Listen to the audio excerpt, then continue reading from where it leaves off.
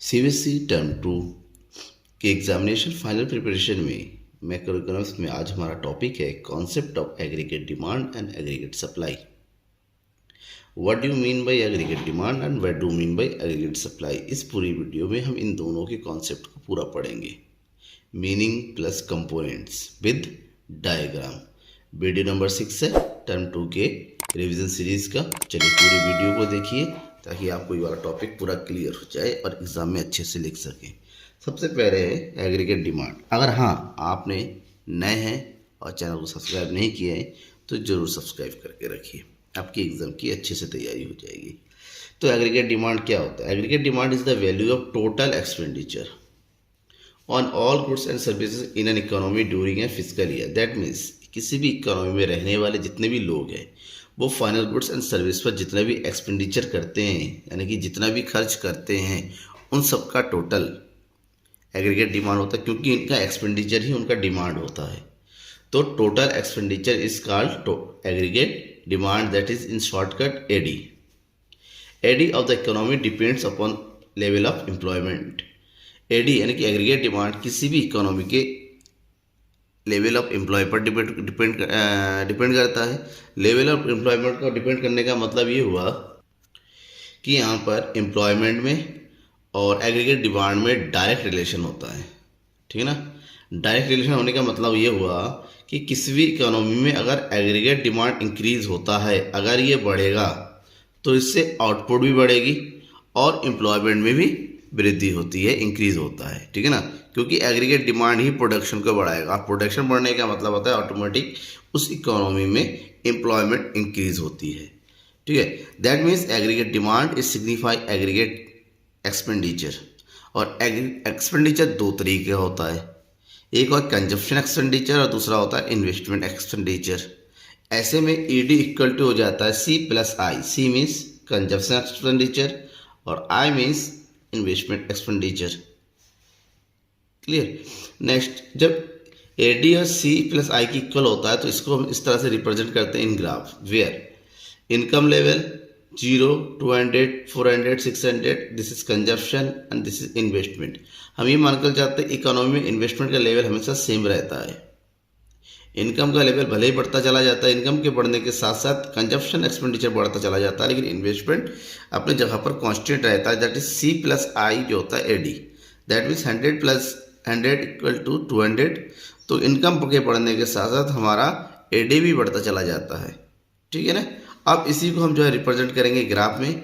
हमारा जो है इन्वेस्टमेंट जो है कांस्टेंट है, सो ये कांस्टेंट 100 के ऊपर एक कांस्टेंट सीधा लाइन बन गया। कंजप्शन, ठीक है, कंजप्शन शुरू हुआ यहाँ से और उसके बाद आपको पता होना चाहिए भले ही आपका इनकम जीरो हो लेकिन कंजप्शन कभी जीरो नहीं हो सकता। In zero level, in zero income पर हमारा जो कंजप्शन होता है, इस कंजप्शन को बोलते हैं autonomous consumption. Autonomous consumption that is signified with C bar, ठीक है। और कंजप्शन और इन्वेस्टमेंट का टोटल होता है एग्रीगेट डिमांड एडी, जो कि इसके ठीक ऊपर के 200 से शुरू होता है। तो ये होगा हमारा रिप्रेजेंट। उसके बाद जो हमें पढ़ना है वो है main component. Components of aggregate demand. Aggregate demand के कंपोनेंट्स को हम दो कैटेगरी में बांट सकते हैं। There are two types of economy, closed economy and open economy. Closed economy एक ऐसी इकोनॉमी होती है जहां पर कंट्री का जो ट्रेड होता है वो विद इन टेरिटरी होता है, फॉर, ठीक है ना, रेस्ट ऑफ द वर्ल्ड के साथ कुछ नहीं होता है। ऐसे में जब विद इन द कंट्री होता है, टेरिटरी होता है, देन यहाँ पर इनके दो ही कंपोनेंट होता है। एक होता है सी एंड आई, कंजप्शन एक्सपेंडिचर और इन्वेस्टमेंट एक्सपेंडिचर, ठीक है। अब इन दोनों का टोटल ही क्या होता है? एग्रीगेट डिमांड होता है। अब ये जो कंजप्शन एक्सपेंडिचर है ये करने वाला कौन हुआ? House holds. और इन्वेस्टमेंट एक्सपेंडिचर कौन हुआ? प्रोड्यूसर्स, ठीक है। तो क्लोज इकोनॉमी में क्योंकि बाहर का कोई रोल नहीं होता है, क्योंकि हाउस होल्ड और प्रोड्यूसर होते हैं, तो इन्हीं के बीच में पूरा सर्कुलेशन होता है। सर्कुलर फ्लो ऑफ इनकम भी इन्हीं के बीच में होता है। नेक्स्ट आता है ओपन इकोनॉमी। ओपन इकोनॉमी मतलब ऐसी इकोनॉमी जिनका ट्रेड बिजनेस वगैरह विद इन डोमेस्टिक टेरिटरी के साथ साथ जो है ऑल ऑफ द वर्ल्ड के साथ भी होता है, यानी कि ओपन होता है। इनका बिजनेस जो होता है इनका एक्सपोर्ट इम्पोर्ट होता रहता है। ऐसे में यहाँ पर इनकी 4 कंपोनेंट है, सी प्लस आई जो कि क्लोज इकोनॉमी में था, सेम वही प्लस इसमें दो और आ जाता है, एक है जी दैट मीन्स गवर्नमेंट, एंड एक्सएमएम मतलब net export, and net export means export minus import. ठीक है ना, ये ओपन इकोनॉमी के कंपोनेंट है जहाँ पर हमारे पास गवर्नमेंट का एक्सपेंडिचर भी आ जाता है और साथ साथ नेट एक्सपोर्ट भी इसमें इंक्लूड हो जाता है। That's clear. अब बात करते हैं एक्सेंट एंड एक्सपोस्ट मेजर्स की। अब इसको मैं इसलिए बता रहा हूँ, कई बार स्टूडेंट्स जो है कंफ्यूज हो जाते हैं और कई बार पूछते हैं कि एक्सेंट क्या होता है, एक्सपोस्ट क्या होता है, मतलब क्या हुआ। तो आज मैं आपको इसके मतलब को क्लियर कर देता हूँ कि एक्सेंट मेजर्स क्या होता है। Plan values of variables consumption investment और output of final goods are termed as accent measures।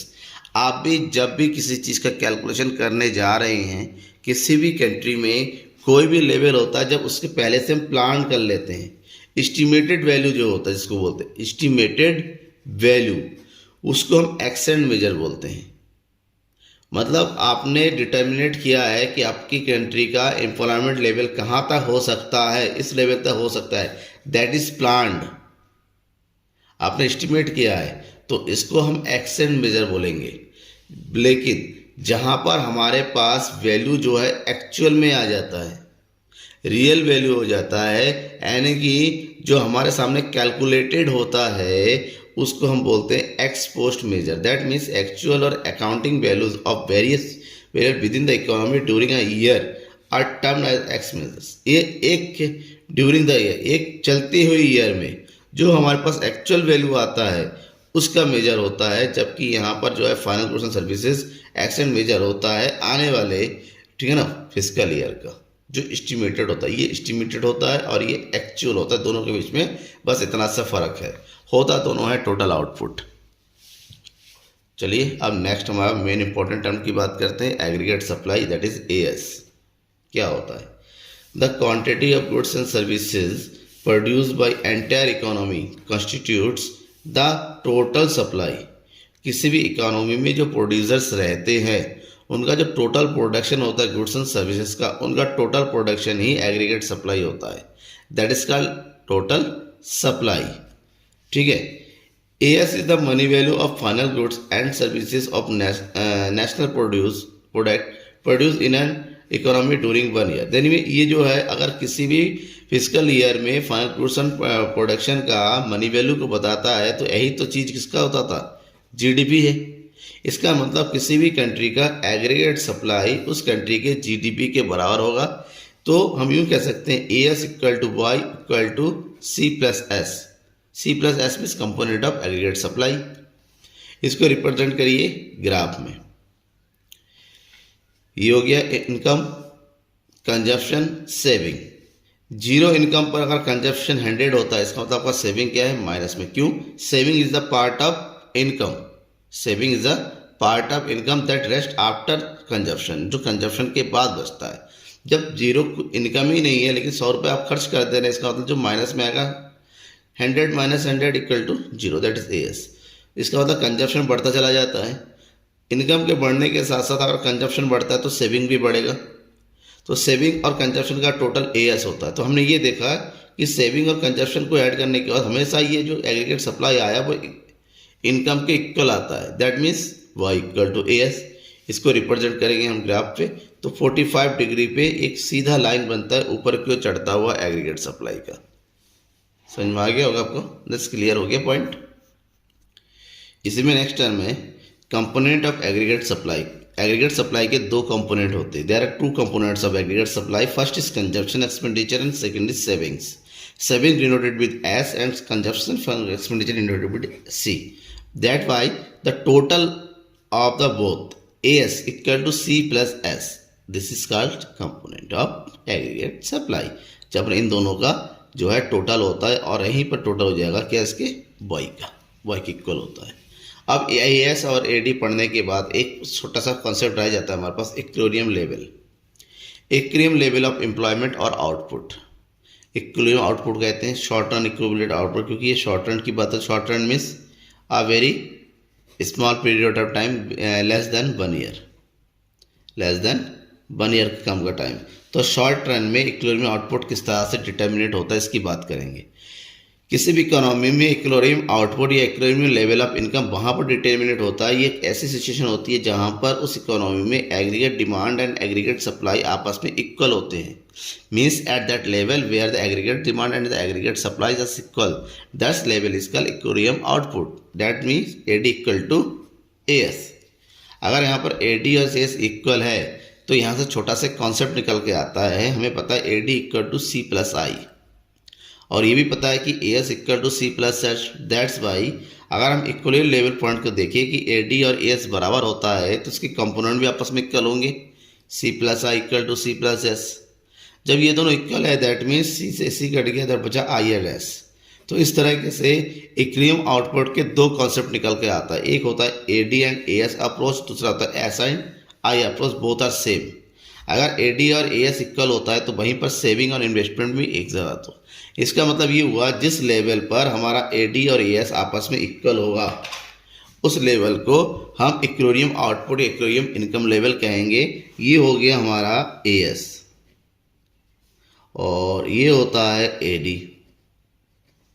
अब ये दोनों ही एक दूसरे को इस पॉइंट पर E लेवल पर काट रहे हैं, तो यहाँ पर जो डिटर्मिनेट होगा इसका मतलब इस लेवल पर इनका AD इक्वल टू AS होता है।